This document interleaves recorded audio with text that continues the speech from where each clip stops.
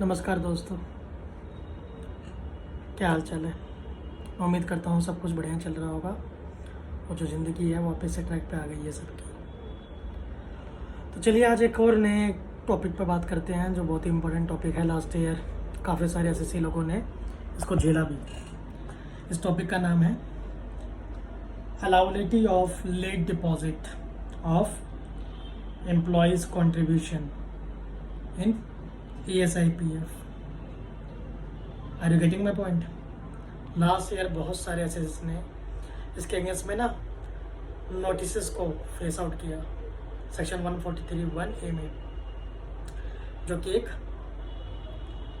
Process होता है CPC का। जिन जिन ने लेट पेमेंट ESIPF की डाली थी सबको ये नोटिस गए थे। अब दोबारा से एक्टर का टाइम आ चुका है, शायद दोबारा ये प्रॉब्लम फेस करनी पड़े।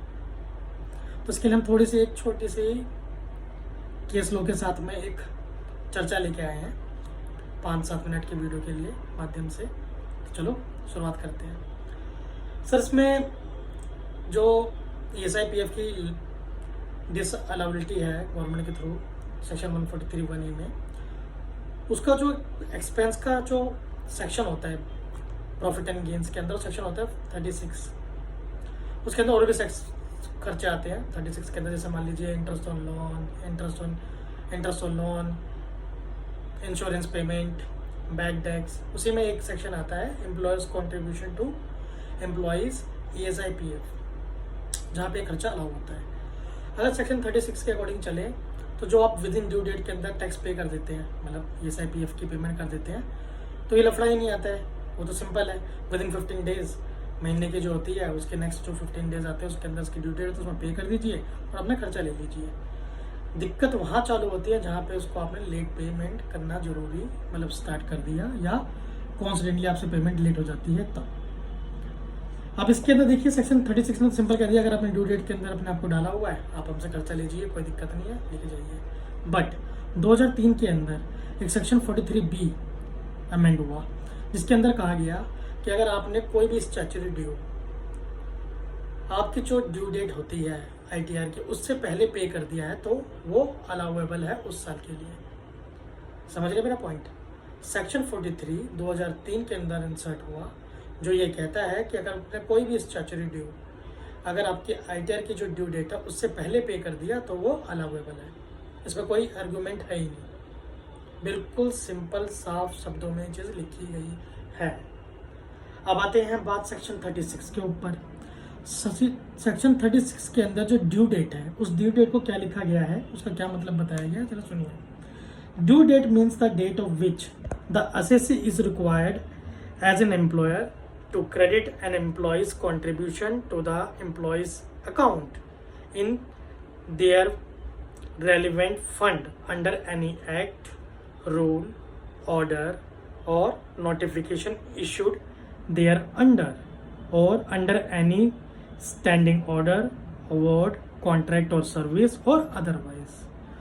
थोड़ा सा ड्यू डेट को और एम्फेसिस करते हैं। उसका क्या मतलब होता है, employer to credit on employees contribution to employees account. Employees account means respective ESIPF authorities के जो अकाउंट होते हैं, जो ESIPF अथॉरिटीज़ ने बनाए हैं। इसका एक सिंपल सा मतलब ये होता है कि जिसके ऊपर एम्प्लॉयर का राइट नहीं होता, वो डायरेक्टली एम्प्लॉयज़ के ESIPF अकाउंट के अंदर डिपॉजिट नहीं करता, यानी वो सिर्फ अथॉरिटी को पे करने के लिए रिस्पॉन्सिबल है। अब आइए बात भाई सेक्शन 143A जो होता है एक प्राइमा फेसी सेक्शन, जो सिर्फ प्राइमा फेसी रिटर्न को जो हम डालते हैं उसको CPC के थ्रू असेस करता है। 143(1) के अंदर होता क्या है, वो किस लिए बनाया गया, उसमें गवर्नमेंट ने क्या अथॉरिटी दी है। उसमें गवर्नमेंट अथॉरिटी दी है कि अगर हम स्क्रूटनी करना चाहते हैं तो उसको स्क्रूटनी से बचने के लिए हम आपको एक प्राइमा फेसी राइट देते हैं CPC को, कि अगर वो रिटर्न के अंदर कुछ इनएक्यूरेट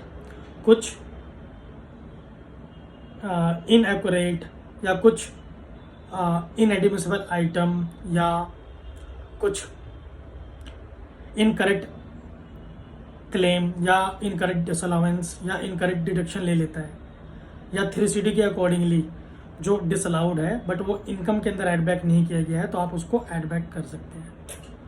ये 143(1) क्लोज ए का भाव है, जो तात्पर्य है, इसलिए उसको बनाया गया है।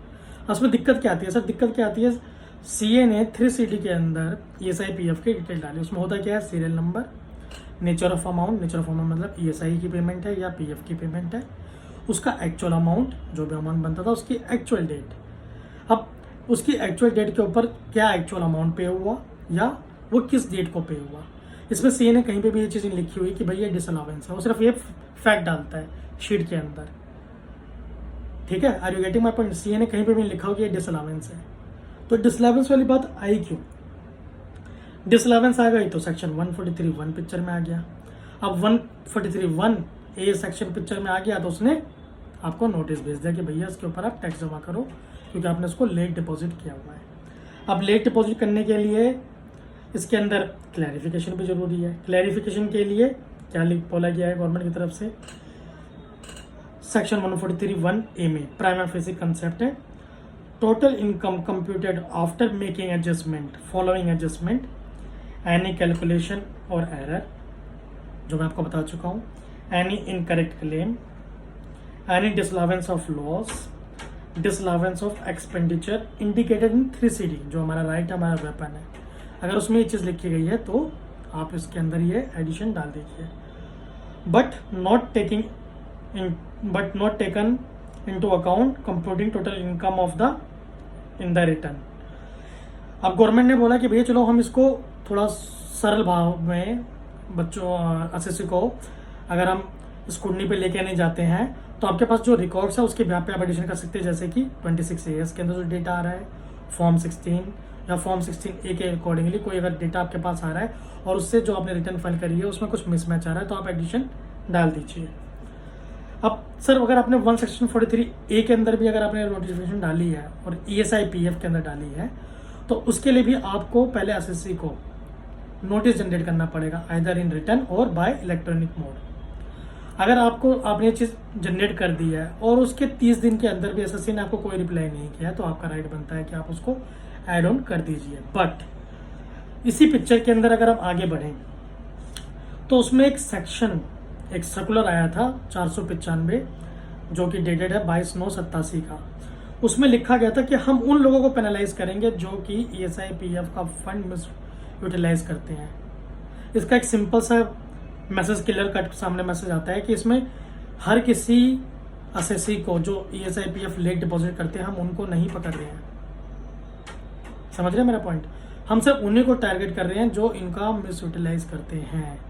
तो यहीं से पिक्चर क्लियर हो गई कि भैया जिन्होंने अगर फॉर द टाइम बिंग जिनसे लेट डिपॉजिट हो गया तो उसका मतलब थोड़ी उन्होंने गुनाह कर दिया, और वैसे भी उन्होंने अगर बिफोर ड्यू डेट से पहले वो टैक्स डिपॉजिट कर दिया है तो सेक्शन 43 पे के अकॉर्डिंगली उनको डिडक्शन मिल जानी चाहिए। ये सर्कुलर भी दिया गया है गवर्नमेंट में। इसके लिए गवर्नमेंट की तरफ से हमारी तरफ से बहुत सारे केस लॉज बने। केस लॉज के अंदर आइए आप केस लॉज को हम डिपेंड करते हैं किस तरह से डील करते हैं वो देखते हैं। अगर गवर्नमेंट ने 143 क्लोज 1 सबसेक्शन ए सब क्लोज ए के अंदर अगर एडिशन कर दी है तो उसका पहला जो ऑनर्स ऑफ प्रूफ है ना वो भी डिपार्टमेंट के ऊपर है कि आप प्रूफ करिए कि एसएससी ने चीटिंग करी है या मिस यूटिलाइजेशन करा है इस फंड का। इसके ऊपर एक केस आया, केस के ऊपर नाम था CIT वर्सेस मैकिन्स एग्रो प्रोडक्ट्स, जिसके अंदर एसएससी को ITO को मतलब लगा कि इसके अंदर कोई भी डिबेटेबल पॉइंट है नहीं तो उसने उसको अलाउ कर दिया। ऐसे दूसरे केस पे पढ़ते हैं, उसमें उस केस का नाम है ACIT versus Haryana telecom private limited. क्या आपने जो ESIPF का क्लेम लिया ये डिबेटेबल है? अगर ये डिबेटेबल नहीं है तो ये नॉर्मली इनकम टैक्स की जो ड्यू डेट थी उससे पहले फाइल हो गया है तो एसएससी को आप डिडक्शन देंगे, रादर कि आपने उसको कोई नोटिस जनरेट किया है या उस नोटिस को उसने डिफॉल्ट किया जो विद इन 30 डेज में करना होता है। नहीं, केस जो गया एसएससी के फेवर में गया। ऐसे आगे बढ़ते हैं। एक और केस आया खटाऊ चुनकर limited versus KS Pathania deputy CIT, जिसके अंदर साफ लिखा हुआ था क्या आपका ESIPF इनएडमिसिबल है, यानी ये डिबेटेबल है, नहीं है, तो एसएससी के फेवर में केस किया। आइए आगे केस में आते हैं।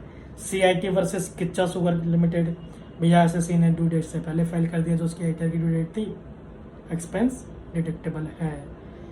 Next SPL industries, same business disallowance थी, क्लाइंट ने अपने डॉक्यूमेंट्स प्रूव करे बिफोर ड्यू डेट से, ITR की उससे पहले फाइल कर दिया, उसने पे कर दिया है, डिडक्शन अलाउेबल है।